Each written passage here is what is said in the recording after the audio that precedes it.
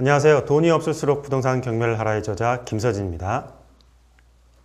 간단히 제 소개를 한번 해드리겠습니다. 한국경매투자협회 대표를 맡고 있고요. 부동산 경매가 처음이신 초보자분들을 위해서 동기부여를 같이 하면서 경매 교육을 하고 있습니다.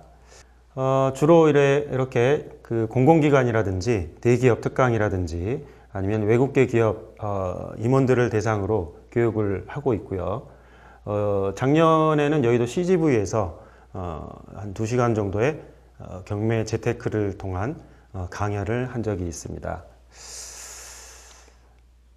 현재는 한국경매투자협회라는 카페를 운영을 하면서 직장인들을 위해서 한 20, 30대 정도의 연령대를 중심으로 해서 경매를 가르치고 있습니다. 자, 간단하게 설명을 해드리겠습니다. 우리가 경매 사업을 하는 이유는, 국가가 경매 사업을 하는 이유는 무엇일까요? 주로 경매라는 곳은 도매 시장이라고 볼 수 있습니다. 일반 분양 시장과는 맥락이 좀 다른데요. 중고 시장이기 때문에 국가가 이 중고품을 쌓아두고 있다라고 생각을 하면 돈이 되질 않습니다. 그래서 빨리 사가라는 의미에서 각종 제도를 만들어 놨는데, 그 중에 하나가 서민들을 위해서 대출을 해주는 경락잔금 대출 제도가 있고요. 기본적으로 일반적인 대출보다는 조금 더 나온다고 보시면 되겠습니다. 그래서 여러분들이 경매 시장에 접근을 할 때 굉장히 법이 어렵겠다라고 생각을 하실 수 있겠지만은, 오히려 배워야 하는 범위는 정해져 있다, 이렇게 보시면 되겠습니다. 자, 그래서 생각하는 방법과 보는 방법을 조금 변화시킬 필요가 있다. 주로 단순하게 생각하고요. 보는 법, 즉 관점을 다르게 보시면 되겠습니다. 주로 생각법에 대해서는 첫 번째로 비유를 하자면 내 방을 넓히는 방법은 어떤 방법이 있을까 한번 생각해 보시죠. 자, 우선 청소를 하겠죠. 책장에 꽂혀 있는, 여기저기 널브러져 있는 책을 가지런히 정리를 한다든지, 기본적으로 필요 없는 옷가지라든지 각종 책들, 버려야 할 책들 아니면 버려야 할 물건들을 정리를 하는 것이 내 방을 넓히는 방법이 되겠습니다. 그러니까 즉 배울 필요가 없는 것들, 돈과 관련되지 않는 지식들은 굳이 배울 필요가 없는 것이죠. 버리면서 꼭 필요한 지식만 얻으면 되겠습니다. 자, 그리고 두 번째는 이제 보는 법이죠. 이 보는 관점에 따라서 어떻게 볼 것이냐라는 부분이 있습니다. 일반 분양 시장이라든지 매매 시장 같은 경우에는 조건을 까다롭게 해서 여러 가지 관점에서 보게 되는데, 투자를 할 때요. 경매 시장에서는 조금 다릅니다. 이 물건이 돈이 될까라는 측면에서 외관이 이렇게 낡게 생겼는데 과연 돈이 될까? 교통이 이렇게 불편한데 돈이 될까라는 측면에서 접근을 해볼 필요가 있다, 이렇게 보시면 되겠습니다. 자, 이 그림은 꽤 오래전에 학습용으로 사용했던 이제 그림이죠. 자, 보시면 한편으로 봤을 때는 한 20, 30대의 여인의 모습이 있습니다.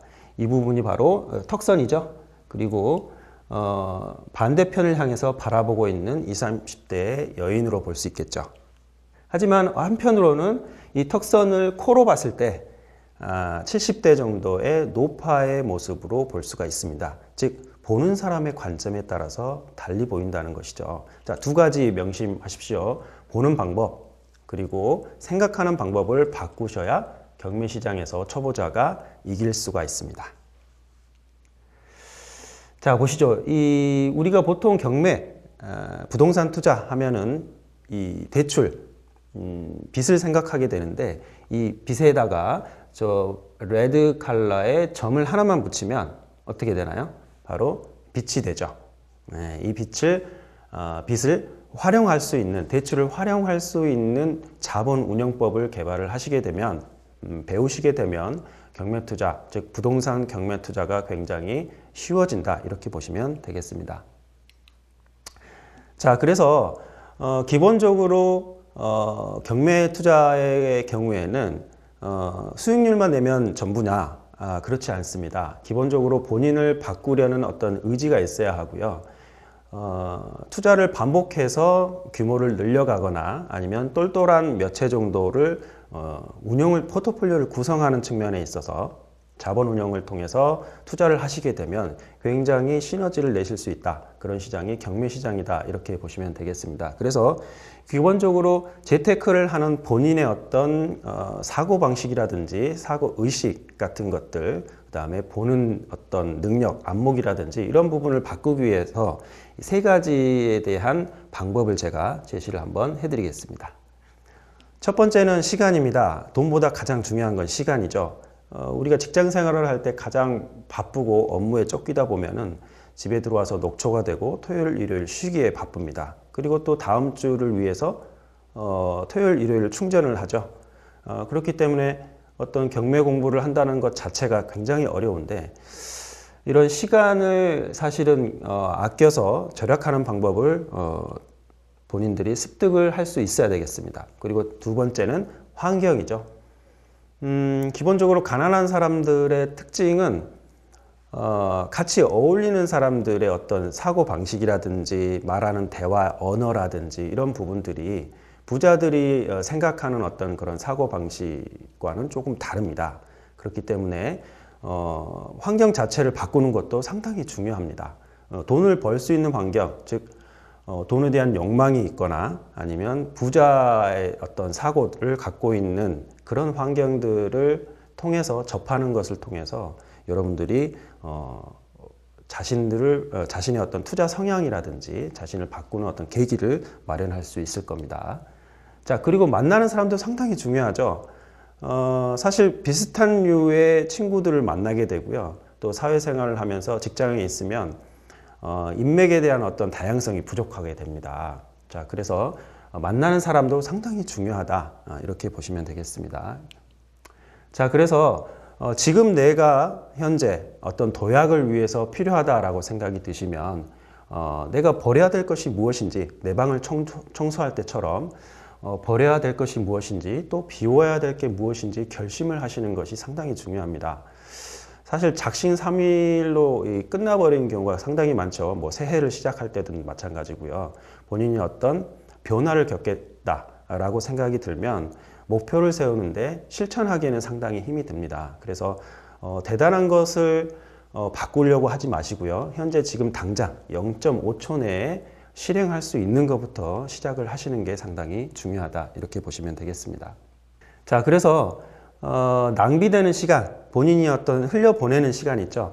통계상으로 보면은 직장인들이 기업에서 일을 할 때 집중하는 시간은 단 3시간 뿐이라고 합니다. 나머지 시간들은 사실 이것저것 왔다 갔다 하고 점심시간에 밥을 먹은 뒤에 커피를 마시거나 잠깐 나와서 담배를 피우는 시간, 이런 흘려보내는 시간들이 상당히 많은 것으로 통계로 나와 있는데 이런 낭비되는 시간을 버려야 될 것이고요. 그 다음에 만나서 도움이 안 되는 사람들의 또 특징들이 있습니다. 이런 사람들은 과감하게 정리를 하시는 것이 중요하죠.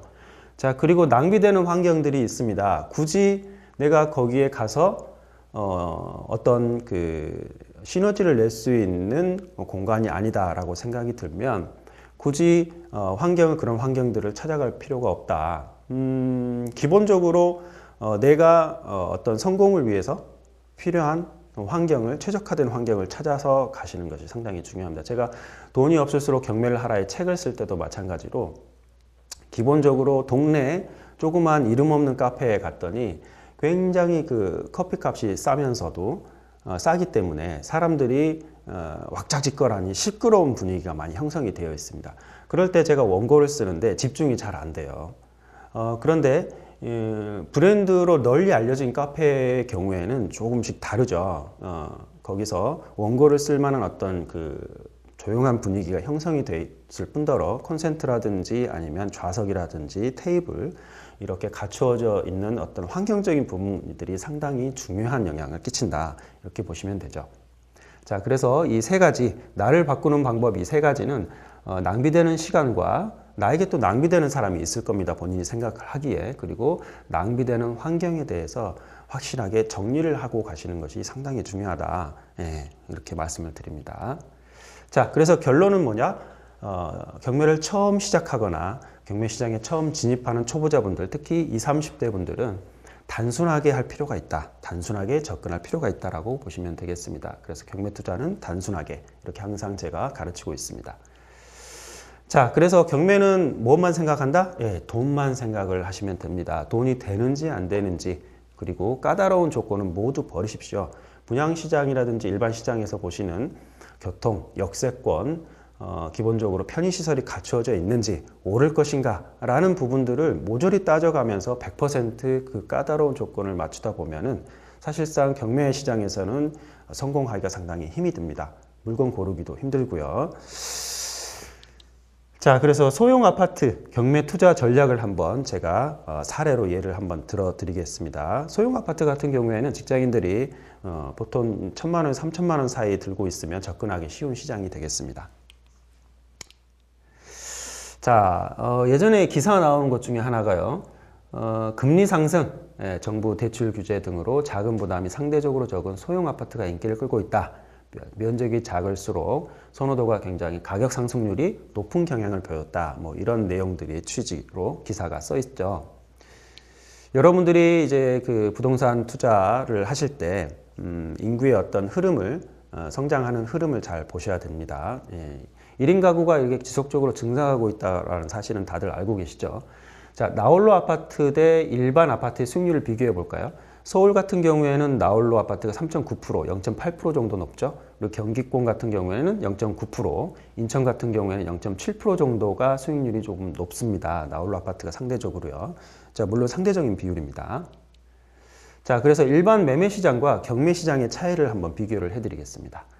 자, 일반 매매 시장 같은 경우에는 아파트 구입할 때 최우선적으로 고려하는 요인이 무엇인가요? 기본적으로 브랜드가 되겠죠. 두 번째는 단지의 규모입니다. 몇천 세대 이상. 그리고 세 번째는 주로 연식을 봅니다. 헌집보다는 분양시장 같은 경우에는 새집이 되겠죠. 자, 그래서 일반 아파트의 투자 조건은 브랜드와 단지 규모, 그다음에 연식에 대한 부분이죠. 자, 제가 아까 말씀드렸죠. 브랜드와 단지 규모, 그 다음에 연식에 대한 부분은 사실 버리십시오. 편견을 버리는 유일한 방법입니다. 경매시장에서. 이 세 가지를 버리게 되면 돈이 되는 아파트가 보입니다. 자, 보시죠. 경매 투자에서 최우선 고려 요인은 자, 브랜드가 있어야 된다? 없어도 됩니다. 두 번째, 세대수가 많아야 된다. 많지 않아도 됩니다. 자, 그리고 연식이 오래되면 안 된다? 연식이 오래되고 낡을수록 쳐다보셔야 됩니다. 이 세 가지를 꼭 기억하시기 바랍니다. 자, 그래서 성공하는 사람, 즉 초보자가 경매 시장에서 성공을 하기 위해서는 돈에 대한 목표가 굉장히 구체적이어야 됩니다. 그리고 어느 정도 차익에 대해서 만족할 줄 아셔야 되겠죠. 기본적으로 경매 시장에서 돈이 없는 입장에서 몇 천씩 벌어야겠다라는 욕심을 갖고 들어오신 분, 즉 1억짜리 소형 아파트를 사는데 내가 2, 3천 투자를 하는데 몇 천씩, 수천씩 수익을 봐야겠다라고 하는 부분은 욕심이죠. 그래서 그런 부분들을 절제를 하시고 일정 부분 내가 1,000만 원을 투자했는데 1,000만 원 정도 벌었다라고 하면 굉장히 잘한 투자다라고 생각을 하시고 접근을 쉽게 하셔야 됩니다. 아주 단순하게 하셔야지만이 경매 시장에서 첫 발을 성공적으로 내디딜 수가 있겠습니다. 자, 그리고 부자 사고 자체가 없는 분들, 그리고 지식만 이렇게 주구장창 파헤치는 분들은 사실 경매 시장에서 성공하기가 상당히 힘이 듭니다. 자, 그래서 처음에 작고 단단하게 시작을 하셔야지 쉽게 이해하면서 내가 이거 할 수 있겠구나라고 하는 동기부여, 자신감을 주셔야 지속적으로 반복적인 투자가 가능은 해집니다. 그리고 기술이 차츰차츰 늘게 되고 반복하게 되면은 자연스럽게 수익률이 높은 쪽으로 공략을 하실 수가 있게 되는 것이죠. 자, 2018년 5월 7일이죠. 얼마 되지 않았습니다. 이번 달에 27세, 27살 강원도에서 직장을 다니는 분이 오셔가지고 낙찰을 받았습니다. 불과 저희가 5주 과정으로 구성이 되어 있지만 3주? 네, 3주 정도 만에, 4주 정도 만에 낙찰을 받고 성공적인 투자를 했던 사례입니다. 간단하게 소개를 한번 해드리죠. 자, 보시죠. 5월 7일 월요일이죠. 대표님 임장 갔다 왔습니다. 어머니 모시고 다녀왔는데 효과가 좋네요. 라고 돼 있죠. 자, 첫 부동산에서 얘기하다 보니 아파트 얘기가 나왔는데 역시나 매물이 없는데 부동산에서 하는 얘기가 계약금을 걸고 대기해서 들어가야 한대요. 자, 은행에서 보통 우리가 보면 순서를 기다릴 때 대기표를 뽑고 기다리죠. 그렇듯이 대기를 해서 들어가야 한다는 얘기 정보를 얻어냈습니다. 그래서 위치 자체는 지금 가평읍입니다. 기본적으로 여러분들이 생각하는 아파트 투자라고 하는 것은 세대수가 많고 역세권에 교통이 편리하고 편의시설이 두루 갖춰져 있는 곳, 안정적인 곳을 선호하게 되지만 그렇게 되면 낙찰가율은 당연하게 높아지게 된다라는 것을 명심하셔야 됩니다. 그래서 돈이 없을수록 돈이 없는 입장에서 직장인들, 즉 처음 경매시장에 진입하시는 분들께서는 기본적으로 경쟁률을 피하는 방향으로 접근을 하시는 게 가장 좋다 이렇게 보시면 되겠습니다. 자, 전용이 18평이고요. 연식은 92년식입니다. 상당히 오래됐죠. 자, 이렇게 생겼습니다. 3층입니다. 이쪽에. 자, 보십시오. 이 근처에 보면 시골이죠. 완전히 시골입니다. 가평읍이기 때문에 굉장히 시골이고요. 자, 위치를 보시면 의정부 지방법원 근처에 있지만 마을버스 정류장이 몇 군데 이렇게 간간히 있을 뿐이고요. 기본적으로 편의시설이라든지 뭐 지하철이라는 이런 것들은 뭐 찾아볼 수가 없죠. 자, 실투자금이 1,200만 원 정도, 시세 차익은 약 2,500만 원 정도, 물론 세전입니다만, 그리고 월세 수익은 연 360만 원 정도가 되겠습니다. 여기서 주의하실 점이 있는데 기본적으로 문재인 정부 대출 규제 이전에는 작년까지는 원금 상환을 하지 않고요. 지속적으로 가지고 있으면서 대출을 승계했으면 됐습니다. 그래서 별 문제 없이 수익률이 높았지만 지금 상황에서는 1년 정도를 거치한 후에 나머지 29년이라든지 30년 정도를 원금 상환을 하게 되어 있습니다. 그래서 월세 수익이 충분히 대출이자와 원금을 분할 원금을 상환하는 분할 원금을 커버할 수 있는 수준의 월세가 나오는 물건을 공략을 하셔야 충분하게 안정적으로 투자를 하실 수가 있다. 이렇게 말씀을 드릴 수 있습니다. 자, 보석은 편견 속에 가려져 있다. 이렇죠. 기본적으로 아까 제가 말씀드린 이런 물건들 같은 경우에는 기본적으로 초보자분들은 사실 들여다보지 않으려고 합니다. 무슨 돈이 되겠어 라고 하는데 사실 분양시장, 일반 시장이 아니기 때문에 경매시장은 시세 대비 낮은 가격에 사서 그 차익을 보는 시장이다. 그래서 굳이 오르지 않더라도 경기가 떨어지더라도 금매 수준보다 낮은 가격에 매입을 하게 되면 충분히 차익을 볼 수 있는 시장이기 때문에 수익률을 확실하게 보고 들어가는 시장입니다. 주식이라든지 일반 매매 시장이라든지 앞으로 오를 건지 떨어질 건지 이렇게 본인이 핸들링 할 수 없는 수준이 아니고 경매 시장은 본인이 직접 수익률을 확인하고 들어가는 시장, 그 다음에 수익률이 얼마 나온다 라고 정의를 내리고 들어갈 수 있는 시장이기 때문에 문제없다, 이렇게 수월하다 이렇게 보시면 되겠습니다. 에디슨이 한 얘기가 있습니다. 기회는 작업복 차림으로 잠깐 왔다가 지나간다라는 말이 있듯이 여러분들이 경매시장에서 성공할 수 있는 방법은 뭐다? 편견을 버리는 안목, 편견을 버리는 안목이고요. 그 다음에 생각하는 방법을 굉장히 단순하게 하시기 바랍니다. 까다로운 조건을 너무 들이대기 시작을 하면 돈이 되는 물건을 볼 수가 없습니다. 자, 그래서 오늘은 여러분들이 경매 투자, 즉 초보자가 경매 시장에 접근을 쉽게 하는 방법, 이 두 가지죠. 생각하는 방법, 그리고 보는 관점을 달리해서 편견을 버려라. 이렇게 압축 요약을 해서 설명을 드릴 수 있겠습니다. 월급으로만 살아가는 이 직장인들에게 저는 동기부여를 함께 해주면서 인생을 설계할 수 있는 방향을 제시를 하고 포트폴리오를 구성하는 방법에 대해서, 자본 운용법에 대해서 가르치고 있습니다. 여러분들 단 한 건을 통해서 대박을 맞으려고 하는 그런 그 시도보다는 차근차근 하나하나 단단한 성공을 통해서 자신감을 얻고 그로 인해서 부를 차근차근 쌓아가는 연습을 하시는 것이 굉장히 도움이 될 거라고 제가 당부 말씀을 드립니다. 자, 오늘은 여기까지 하겠습니다. 감사합니다.